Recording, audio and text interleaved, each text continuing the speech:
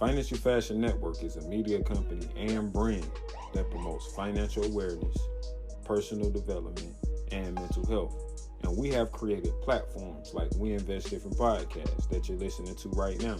And we also have created a platform for our mental health community called MH10 Movement. If you support all that we do, you can go over to www.fnfstore.com where you can find our apparel. You can support the brand that way.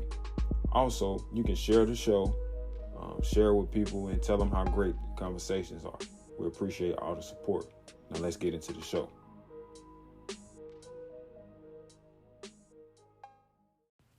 You are now tuned in to We Invest Different podcast, where we have high-level conversations. I'm Mr. John Michael Best. And I'm Victor Thomas II. Let's tap in.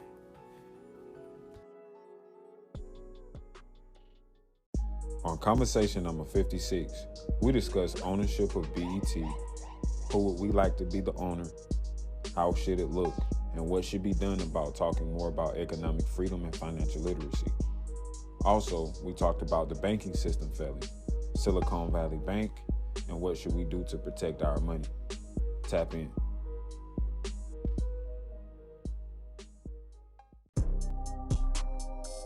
Welcome to another episode, Conversation of We Invest Different podcast. I'm co-host Mr. John Michael Best. And I'm your other co-host, Victor Thomas II. And we're back for conversation number 56. How you doing today, King Vic? Doing good, man. Bliss, man. Bliss. No stress. I heard. How about you, man? Likewise, man. Same here. I'm feeling well, man. I'm blessed as well. I don't have no complaints, brother. Feeling great. I'm in good spirits right now. Seems like you in good spirits too. So definitely about to be a great conversation. Everything in life is good with you right now? Sure, man. Sure. Yeah, for sure, man. But I wanted to talk about a few things in this conversation. So we're going to go ahead and tap in. So one of the first things that I want to talk about is, ownership at BET. Because BET stands for Black Entertainment. And over the years, everybody was wondering, is BET Black owned? And come to find out that it's not Black owned. It's actually owned by Viacom, CBS, Paramount Global, so it has a few chain companies that are invested at BET, but recently Paramount is trying to sell its majority share of BET, so BET could possibly become Black owned if someone steps up. So my question to you is, what do you think BET should look like? Who would you like to see the owner be? And I got another question after that, but answer those questions. We'll talk about those questions first. Ain't it between Tyler Perry, Diddy, and somebody else? I seen an article. Black person. Yeah, I seen an article that says that Tyler Perry was considering it, and Diddy. Those are the only two people I seen.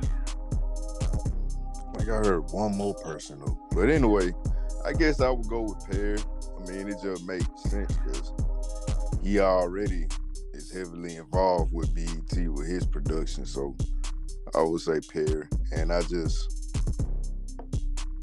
like the foundation that Tyler Perry puts out there. And he's been doing some amazing things. It kind of shows that he know what he doing. You know what I'm saying? Yeah. I ain't heard no people. I ain't heard much bad about him. That's not to say that he's perfect. You know what I'm saying? But from where I see, Tyler Perry seems like a good person to be in that position. I mean, true, and he knows how to run a business because he runs his own. And we see we have we have direct results. Like we can really check his record and see that he knows how to run a business because he runs his own production company. So I Mm-hmm. mean, I agree with that. Is it anybody you would that's not in the lineup already? I'm saying like, who would you like to see outside of those people that's up for it? Like, it can be anybody. Like, it can be anybody. Who would you like to see an owner of BET? I'd like to see Dr. Umar. For real? Yeah. Why? Because I would like to, see the extremeness. You know what I'm saying?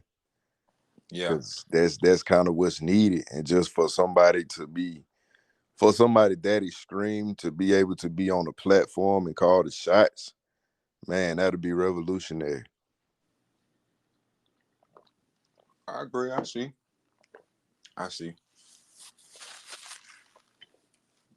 My thing with like Dr. Umar, you know, well, I know he'll Pan Africanist,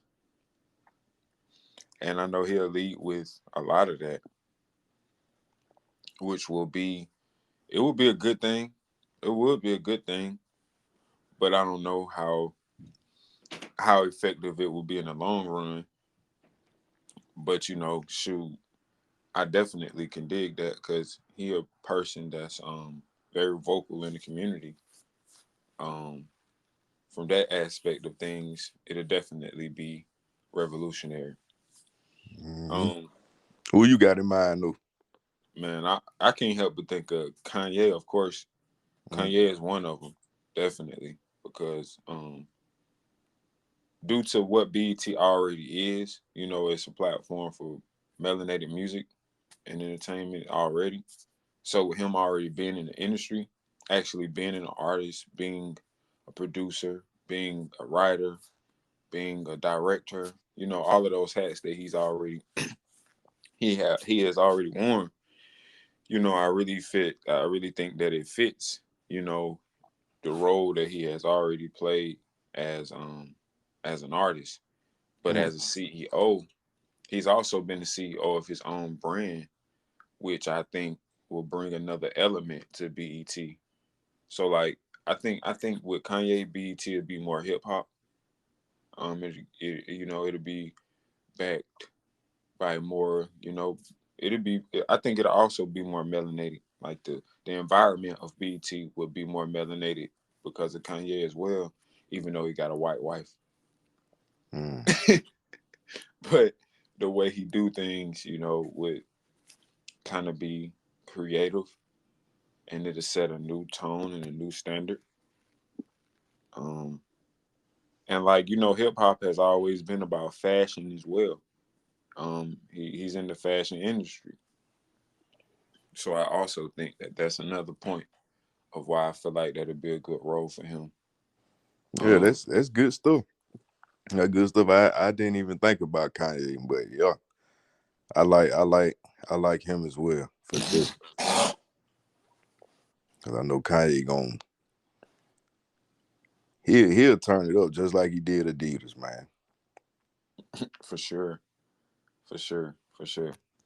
Now, also, now I know we talked about BET or whatever, and the last question before we go to our next part of the conversation is,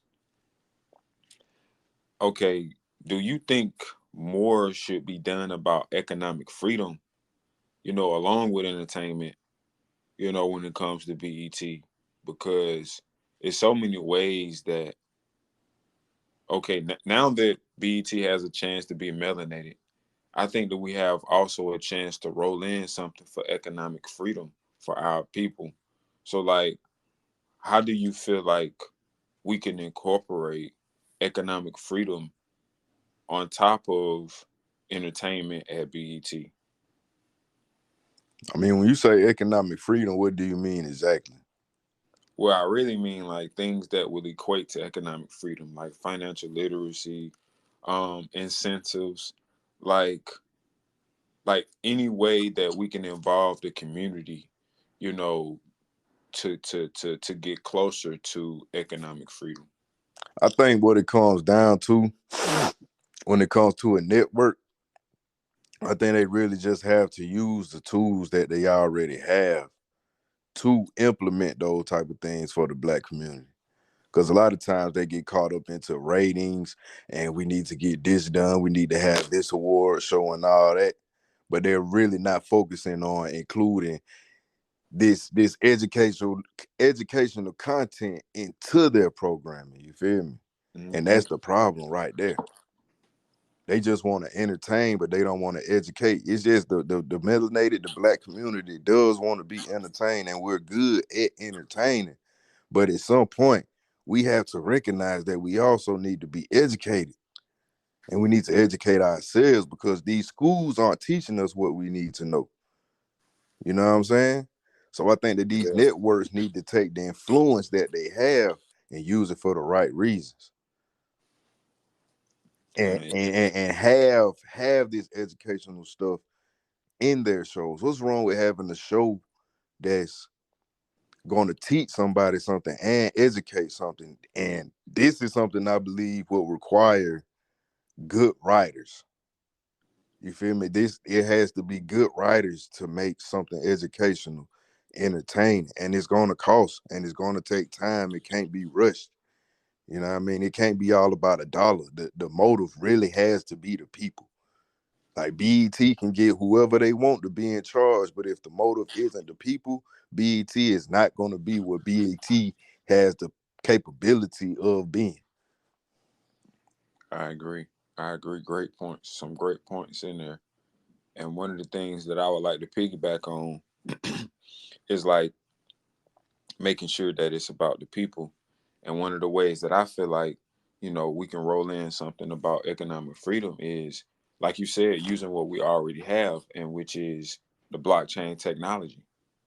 I feel like, okay, if BET is completely melanated owned, then BET can create its own NFT. But like everybody in the melanated community could take part in this NFT, and we get incentivized by joining the network. But by Mm-hmm. joining the network, we get access to BET Plus. We get access to all of this, content that we get access to by being a part of the NFT. And every time somebody resells the NFT or, you know, buys the NFT, everybody get incentivized. So it's like we have the tools now to literally be an independent community, but it's just that we have to actually come together as a community for it to work.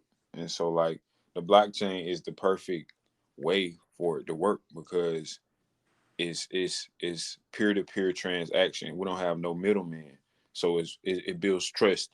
So like and it creates a record. Every transaction on a blockchain creates a record that you can go check and see. Now you might not know the names of the people that did the transaction, but you can definitely go and see what the transaction was. Mm. Um, And see, that's a brilliant idea. That's a brilliant idea for us to jump on. But see, the thing is, it'd be hard for people to come together on stuff that they don't understand. You know what I'm mhm, saying? Like right, folks almost be scared of it. You feel me? for You know how sure. folks be like, dang, I don't know about that. No, man, I don't know about that. You know, it remind me like I was just thinking about the other day, thinking about grandma, and somebody had came and was talking to her about putting solar panels on the house. You feel me? Hmm. Like these things are good to have, you feel me? But because she didn't know anything about it, she was like, "Ooh, I ain't messing with that son. I ain't messing with that son," and passed up the opportunity. You feel me? Yeah, But see, that's the thing. Like when that's just how people is with the NFT. It's kind of like, oh, I don't know what that is. I ain't trying to put this money that I don't work to get into an NFT, and then I might lose it because I'm not educated on it. You feel me? So it's right. like it would be good, and it is good to bring something like that in. Like that's Um, something that we could benefit off of for sure. But I let me. think like when it comes to these networks, it's like have an episode that's about that stuff. Like have a show or have a space where that topic can be covered, where you can be educating the people about the NFTs at the same time as entertaining them about the NFTs. I agree. I agree. I definitely agree. Cause And I know it's not that people, it's not that melanated people don't want to come together. It's like we don't have the knowledge to come together on nothing. I mean, it's some heavy hitters, man, out right now, and like I think Revolt is doing a good job at at least having forums, at least having panels and stuff with people talking about these new technologies and stuff like that. Well, see, that's the You know, thing though. Like panels is cool, but everybody ain't for a panel. You feel me? That's the thing. It's like we missing out on a whole target of people that's not interested in the panel. Like some people just want to watch a TV show, bro. You know what I mean? Some people just want to watch a TV show. It's like some people go to school and they cool with sitting there listening to the instructor speak. Some people want to put their stuff hands on. You know what I mean? Some people want to have conversations about it in the classroom. So a panel is cool, but what about these other people that learn in different ways? And that's what these networks have the power to do. They have the power to create educational, entertaining shows for people. agreed. Cause the panels, it's like, yeah, cool, but what else can be done? I mean, yeah, I think it should be a balance. It should also be a balance. Like, yeah, you do can put it in like shows so it can be entertaining. But I also think that a part of our culture is that we also have to like the need to be comfortable. And like a lot of us do like, yeah, we want to sit and watch TV. But I mean, a lot of us need to stop watching TV too. So Yeah, that's true. I mean, But it has. we gotta meet people where they at though. Like we can't keep being like it's almost like think about social media, bro. At one point it was like, hey man, these people need to get off social media so much. Mhm. And we were saying that, and it wasn't happening. And now look where we at now. It's like you ain't in business if you ain't on social media. You ain't who you say you is if you ain't on social media now. Like we gotta go with the flow of where things at, and then try to I be that don't know, bro. shining light in that spite in that space. I don't believe that to be true because those who use social media to make money are the only ones that need social media to make money. I don't believe that because it's so based on like wealthy people in this country. Like a lot of them have Instagrams with low followers. Like they barely be on it. So Them facts. it's really about your network. It's really about getting out networking and what you're doing in the community and having real value. And that's what I'm also learning, like as a serious lesson for myself, because I almost got caught up into that. Like I don't. That's why I don't really want to make money per se off of social media. Like I would like to network off social media and connect, and like how like you it's like a what's the word? It's like a funnel. Like we just introduce what we do through social media, but we're bringing them off of social media into our community. That's our goal. We're not trying to monetize, like get paid from Instagram, get paid from Facebook. Like, no, we have our own things to monetize with. We have our own products. Right. So So basically you basically saying like it's still about being in the community. yes, it's not, I we can got you. make it without it. Like, But like it's still like my point is that like social media has become an integral part of commerce. That's all I'm saying. You feel me? okay, yeah, Like true. it went from don't be on social media to the point where it's like now it's integral in our society. That's all I was saying. You feel me? Yeah, it's been Like put for into whatever we the system. trying to do. Right. It's been put into like an automatic system. Like it's already expected for you to have it. Like I see what you're saying. Like now it's like a prerequisite. Like when you introducing yourself, it's kind of like in every conversation with people that we're around, like our peers and people that's close in age, like the millennials. Most of Right. most of us are going to be like, okay, what's your Instagram or what's your Facebook Right. or And that what's your and that LinkedIn? and that's my point. That's my point. Is like we gotta meet the people where they at. Like people want to watch TV. People want to be on social media. So if we really trying to get a message across and we really trying to educate the people, we can't do like it was done in the old days. Like, yeah, come over here. I got the knowledge. I got the truth. It's like, nah, I really want you to have this. So I'm gonna bring it to you. Hey, good stuff. Good stuff. Definitely good stuff because you're looking at the whole picture. Good stuff. Mm-hmm. Now moving on to the next part of the conversation. Man, it's a bank failing, man. We just had a bank fail, Silicon Valley Bank, and also, when I was at money laundering, it was this female that worked on the line with me. She said that they woke up, her and her husband woke up, and they have $400 missing out of their account at Wells Fargo. Mm. So, it's a lot of stuff been going on with the banks, due to some investments that they've done. I know Silicon Valley Bank is in California. It was the 18th largest bank in the country. So you got to think about it. Like that's a big bank, and Mm-hmm. the investments that were made were into a lot of startup companies and into a lot of, you know, ventures, with the government that went bad. Mm-hmm. So speaking of the banking system, let's talk about where we should put our money and how do we educate ourselves to protect our money. You know, that's I don't know, this situation right here, man. It really just got me thinking far outside the box when it comes to what to do with the money. What you thinking? Like, it need to be assets, man. Assets, man. Like, tangible. You feel me? Because it's Commodity. because it's making me think about like what you was talking about the other day about bartering. You feel me? Yeah. Like, if you got $1, if you got some of this money, it's like it's cool, but it's like, I mean, it could be there today and gone tomorrow. You know what I'm Right. saying? At this point, so it's like, shit. If I got me a few goddamn cows over here or something, at least I could touch my cows. You know what I mean? Yeah, That's exactly. what I'm thinking, though. What you had in mind? Man, it's a couple of things because I was doing some research, and like it's ways that we still can partake in asset classes, man, like cryptocurrency, even though it's volatile. Like, of course it's volatile, but the dollar is volatile too.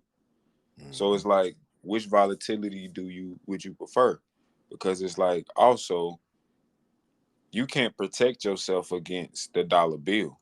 But what you can do when you buy crypto, you have a device called a ledger that you can transfer your crypto off of and put it on this machine, and you actually have ownership of your cryptocurrency.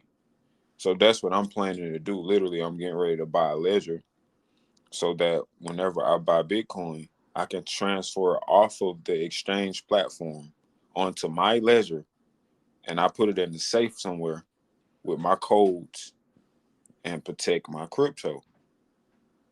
So I'm literally, cryptocurrency and the blockchain is literally how I'm able to purchase my own crypto peer to peer. I really don't have to I really don't have to transfer it through a platform. I can just get my ledger and transfer it that way. Hmm. So it's kind of you being your own bank. Hmm. So, quick question about that. Yes, sir. Well, it ain't no quick question, but I noticed like with the whole Silicon Valley Bank, I noticed like they ran into a situation where a lot of options that they thought were at their expense had failed, like stocks, uh, what it was. They tried to raise capital through investments, and they even tried to sell the company. And then it's like, dang, it's like everything they had failed. So then when I hear you think about crypto, I can't help but to think about, okay, what are the possible failures? You know, it's like I'm almost doing a mental SWOT analysis. You feel me? Well, And my hold on, one okay, last thing. I okay, want you to keep whatever you was finna say though. Remember that. okay. But I'm thinking like, okay, because I don't know a lot about it. So I'm just thinking like, what if the internet start working? What happens with cryptocurrency at that point? So I want you to say what you was gonna say, and I want you to respond to that too. Well, shoot, man. If you got your cryptocurrency stuck in the exchanges and the internet goes out, you messed up. But if you have been up on, transferring your Bitcoin or your whatever cryptocurrency you have onto your ledger, anything can crash. You still got your ledger. Hmm. So you'll literally still be able to hook your ledger up to your laptop, internet or not, as long as you got power and electricity and you can see your money. Hmm. Okay. So Gotcha. that's what's so powerful about it. And also, speaking of the stocks and stuff failing, like the Silicon Valley Bank, like we said, I've heard that, a lot of their investments were into startups, and some of those startups, they startups. Mm-hmm. A big percentage of companies fail in the first 5 years anyway. So once in the type of market and the type of economy like today, investing into startups is a big risk. True that. So I I guess mean, they thought it was less risky though, because it was tech startups. Because I heard that they been doing pretty well, but it was a lot of moving factors in this one though. tech down right now. To be honest, Yeah, that's tech what is I'm saying. down. Tech is down right now. The only ones like really big on tech is like the big boys right now. Mm, Um, and I think that was like some of the problem. And like, mm-hmm. and really, well, I don't want to speak too much about this, but it's a lot going on, with the country. I ain't gonna say what country, but you know what country.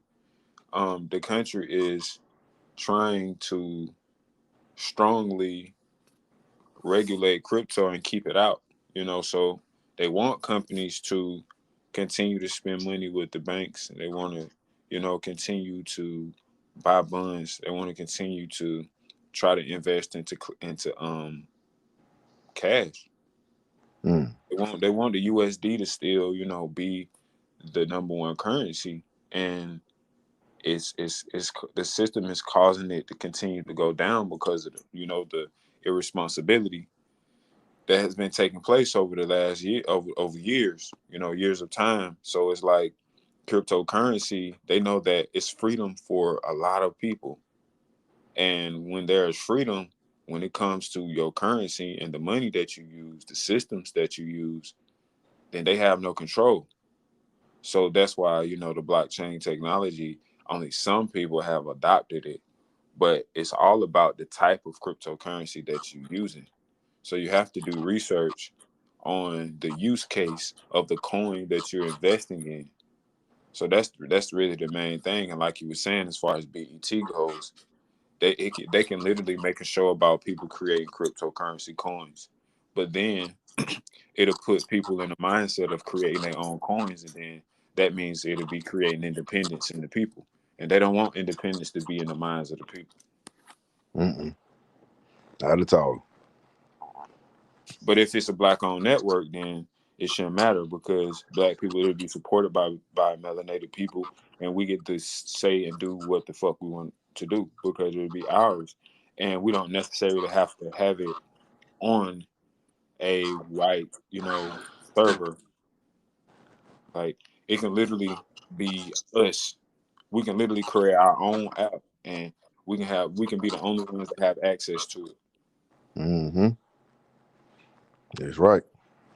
So, what we learned? Yeah, what we learned.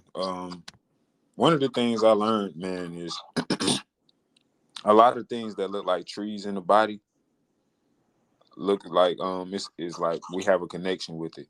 Like a lot of things in nature, our body parts have a reflection of it. Like your lungs, like the connections that's connect to your lungs, is in the shape of like tree branches. And also your brain dendrites. Your brain dendrites, which is responsible for sending messages to the cells in your body, it's the shape of tree branches. Mm. So it's like a lot of things in nature is connected to us more than we know. What about you? What you know? That's good stuff. I'm just chewing on that for a moment. But yeah, man. When I was looking into the Silicon Valley stuff, I learned that the banks have been only required to keep 10% of the deposits that are made in cash at the bank. Whoa. 10%. I believe. I'm still learning, but I think that's what it was. And then the rest of it, they go invest it, loan it out, you know what I mean? Stuff like that. And that's a major key for us, for those who want to start their own banking system. Like, definitely get 10%, run off, save 10%, invest the rest. It's possible for you to do that. It's possible for us to do that for ourselves. So we really can start building a banking system within our own families. But moving on to um, the financial theme and the financial tip of the month, and that's build your zero. You know, you shouldn't be walking around here with your zero actually being zero, especially if you've grown.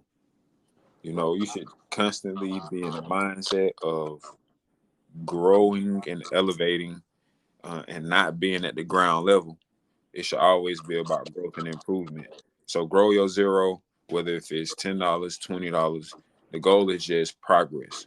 So 1 week you might do $20. Next week, next month, you might do 50. So whatever it is, we just got to make sure, that we put stuff away. Yeah, right. Any pointer you have? No, sir. No, sir. That being said, man, thank you for everybody tuning in to conversation number 56. We'll see you guys next week for 57.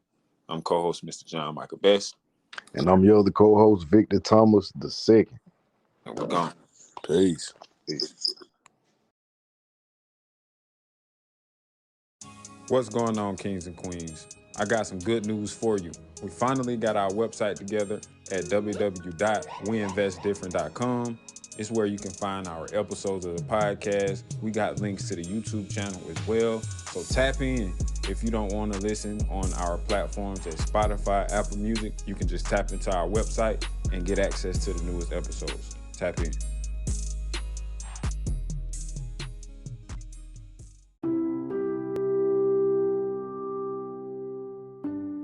Are you stressed, anxious, or depressed? Well, here's some good news for you. We started a mental health movement called MH10, and we encourage people to pay more attention to their mental health. So do this for us. Take at least 10 minutes per day to take a walk in nature, a jog, run, or just meditation to decrease your stress, because stress is one of the leading causes of chronic physical and mental illnesses in the body. So if you want to join the movement, you can also post on social media, post your 10 minutes by using hashtag MH10 or mental health 10 minutes.